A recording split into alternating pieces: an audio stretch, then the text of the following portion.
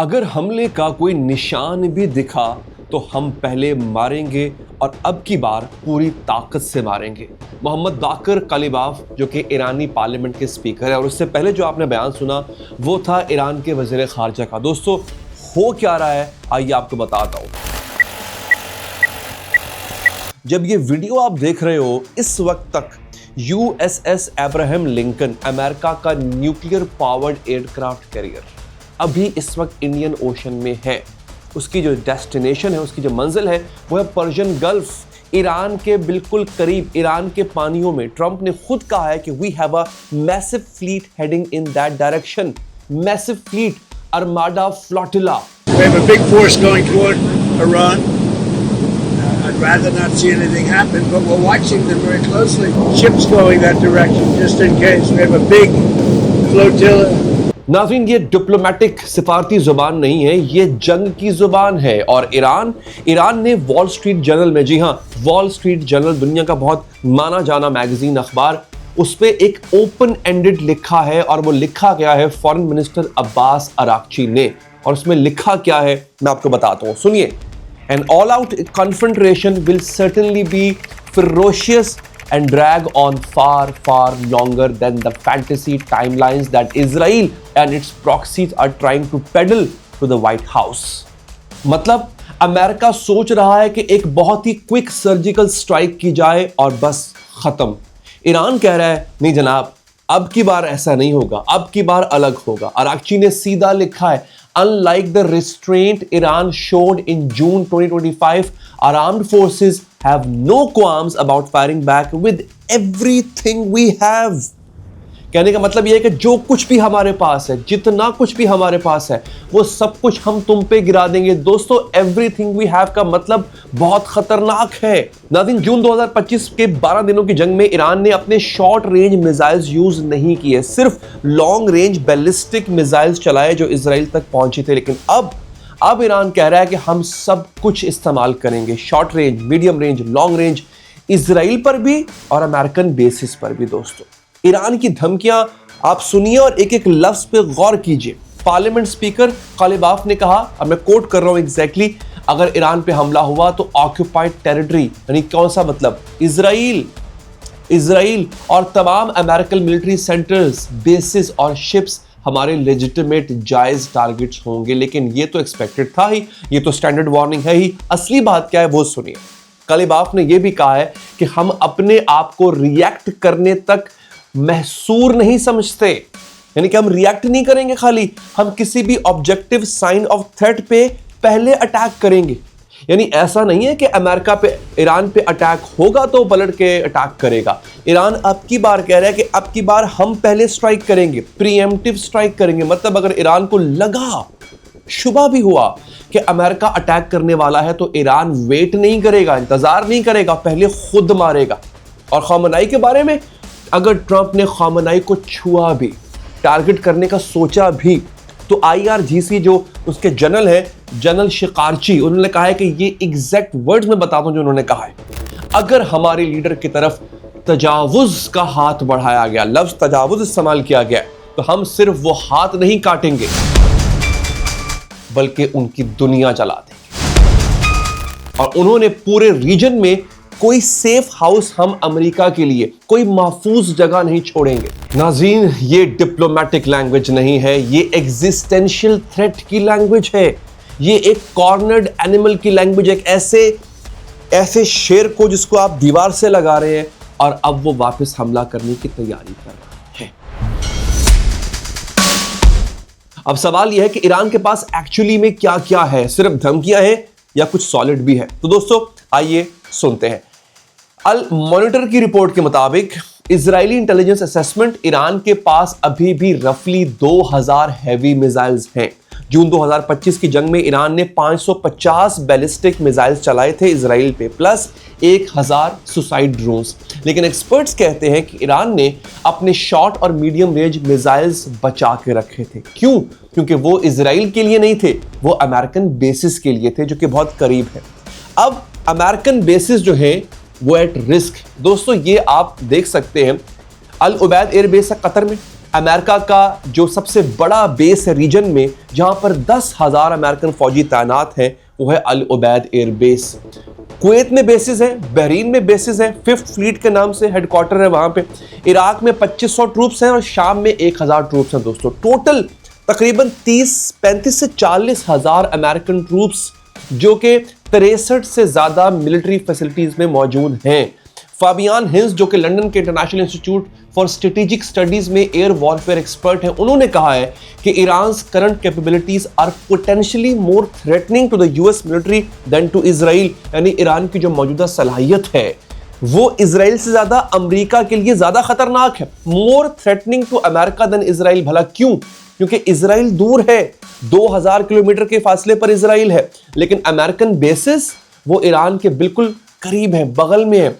कुछ तो सिर्फ 200 से 300 किलोमीटर की दूरी पर है। ईरान के शॉर्ट रेंज मिसाइल्स बड़ी आसानी तक वहां पर पहुंच सकते हैं। दोस्तों हाइंस ने और क्या कहा? Think of the Iranian shipping threat as similar in quality to the Houthis threat but much larger in quantity. यानी आप अगर ईरान के खतरे को उतना ही खतरा समझें जैसे हौसियों का खतरा था। हर शिपिंग रूट पे जो जहाज गुजरता था हौसी मार गिराते थे, लेकिन but much larger in quantity, इसका वॉल्यूम बहुत बड़ा होगा। हौसीज ने रेड सी में क्या किया था आपको याद होगा, आप जानते हो, ग्लोबल शिपिंग का पूरा रूट डिसरप्ट कर दिया था। ईरान के पास हौसीज से कहीं ज्यादा कैपेबिलिटी है ये काम करने की। अब दोस्तों अमेरिका की तरफ देखते हैं। ट्रंप ने कहा कि we have a big flotilla going in that direction.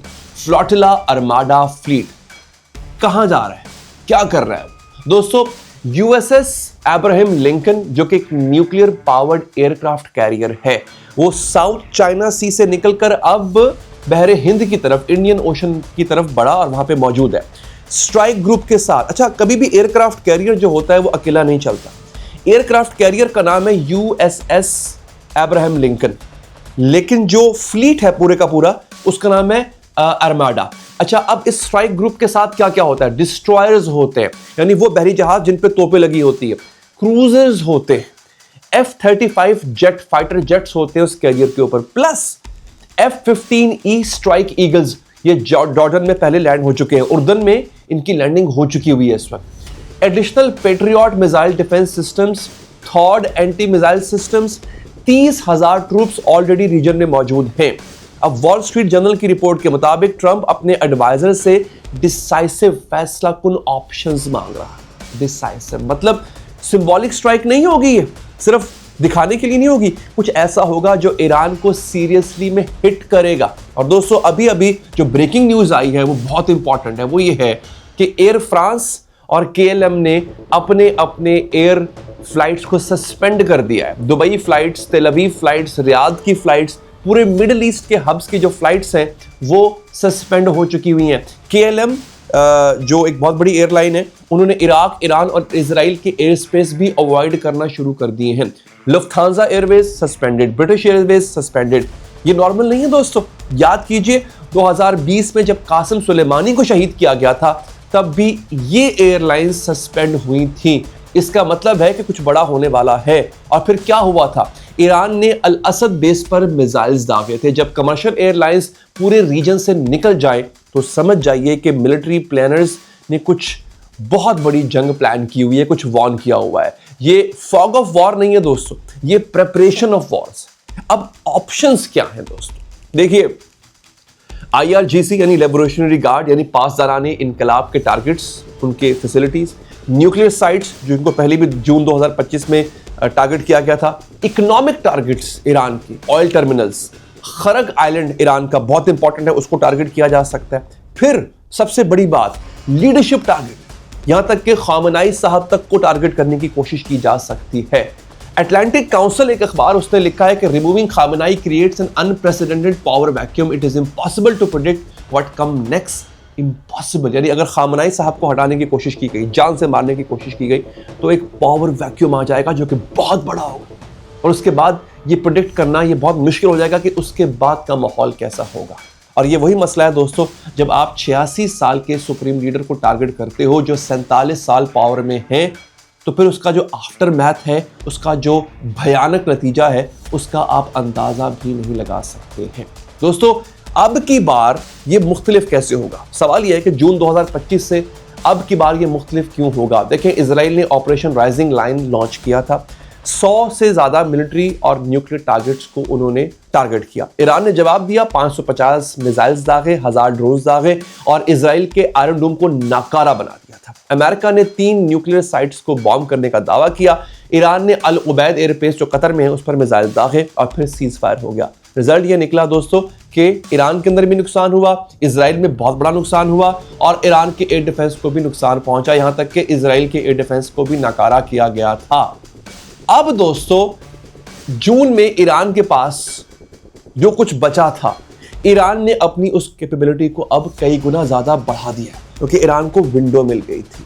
Nuclear programme उसने स्लो हुआ लेकिन दोबारा से उसने उसको आगे कर दिया। हाँ, सिर्फ एक प्रॉब्लम ईरान को इस वक्त सता रही है और वो है उनकी इकोनॉमी। उनकी इकोनॉमी पहले से ज्यादा नीचे गई है। आपको पता है इस वक्त कि अब जो ईरानी रियाल है उसकी value against dollar, against euro वो 0 हो चुकी हुई है। और इसके साथ साथ थोड़ा बहुत नुकसान ये हुआ है कि हिजबुल्लाह थोड़ी कमजोर हुई है, हमास ने एक कदम पीछे हटाया है एंड थैंक्स टू पाकिस्तान जिस बोर्ड ऑफ पीस का हिस्सा बनने जा रहा है या बन चुका है इनफैक्ट, जिसका प्राइमरी मकसद है हिजबुल्लाह को डिसमेंटल करना, हिजबुल्लाह से असलहा लेना और हमास से असलहा लेना। पाकिस्तान भी इसमें कोई ना कोई किरदार अपना अदा करने जा रहा है। तो दोस्तों अब सूरत हाल ये है कि ईरान जो है वो पलट कर अगर वार करेगा तो वो पूरी दुनिया को हिला के रख सकता है। कैसे? ये समझिए, स्ट्रेट ऑफ हॉर्मस, बहरे हॉर्मस, ये 21 मील चौड़ी है, सिर्फ 21 मील। ये कोई बहुत बड़ा इतना क्या कहते हैं कि साइज नहीं होता। ईरान इसके नॉर्थ साइड पर है और इस छोटी सी जगह से दुनिया का 20% ऑयल गुजरता है, 20 मिलियन बैरल्स रोजाना। 22% ऑफ ग्लोबल LNG ट्रेड यहां से होती है, LNG जो गैस होती है। अगर ईरान ने इस ट्रेड को ब्लॉक कर दिया, इस रास्ते को ब्लॉक कर दिया या सिर्फ डिसरप्ट कर दिया दोस्तों, तो पता क्या होगा? ऑयल प्राइसेस, तेल की कीमतें जो इस वक्त $59 फी बैरल पर हैं, ऑक्सफोर्ड इकोनॉमिक्स के एस्टिमेट के मुताबिक ये कम से कम $130 फी बैरल पे पहुंच जाएंगी। ग्लोबल GDP का 0.8% लॉस हो जाएगा। चाइना को 5.4 मिलियन बैरल्स डेली मिलते हैं इस हिस्से से, इस जगह से। इंडिया को 2.1 मिलियन बैरल्स जो है वो रोजाना की बुनियाद पे स्ट्रेट ऑफ हॉर्मस से मिलते हैं। अगर ये फ्लो रुका तो बहुत बड़ा एनर्जी क्राइसिस आएगा, ग्लोबल स्केल पे एक तवानाई का बहरान आएगा। लेकिन और ये इंपॉर्टेंट जो है, बहुत इंपॉर्टेंट बात है, ईरान ने कभी भी स्ट्रेट ऑफ हॉर्मस को कंप्लीटली क्लोज नहीं किया। क्यों? क्योंकि ईरान का अपना ऑयल भी इसी जगह से गुजरता है।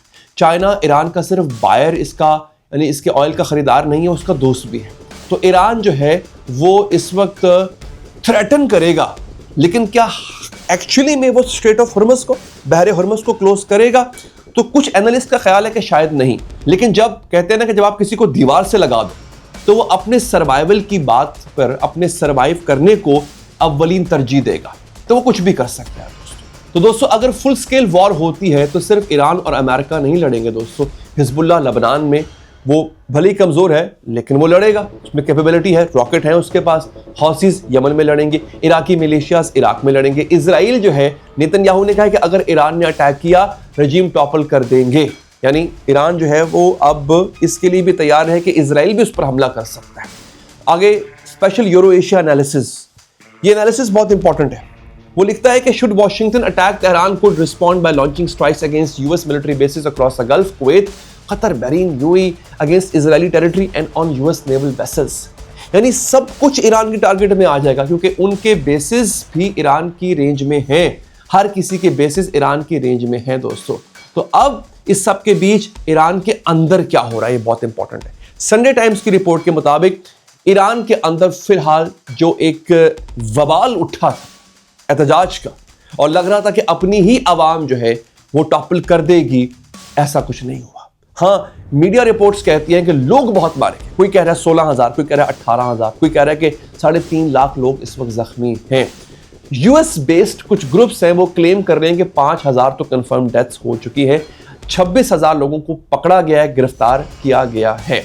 अब दोस्तों इसके बाद कुछ लोग जत्थे उठते हैं, वो कहते हैं कि ईरान एक जालिम माशरा है, ईरान की हुकूमत एक जालिम हुकूमत है, कुछ कहते हैं कि ये सब कुछ एक ड्रामा है, मगरबी मीडिया का ड्रामा है। ये सवाल मैं आप पर छोड़ता हूं, आप दोस्तों का कमेंट बहुत जरूरी होता है दोस्तों। आप कमेंट करके ही मुझे बता पाएंगे कि असल में ईरान के अंदर की हकीकत क्या है, क्योंकि बहुत से लोग हमारी वीडियोस ईरान के अंदर से भी देखते हैं। ऐसे भी लोग हैं जो कि ईरान आते जाते रहते हैं, वो भी बता सकते हैं कि एग्जैक्टली ईरान के अंदर इस वक्त क्या सूरत है। हालांकि आपके कमेंट्स का नाज़रीन इंतजार रहेगा। अपना बहुत बहुत ख्याल रखिए। अल्लाह ने के बाद।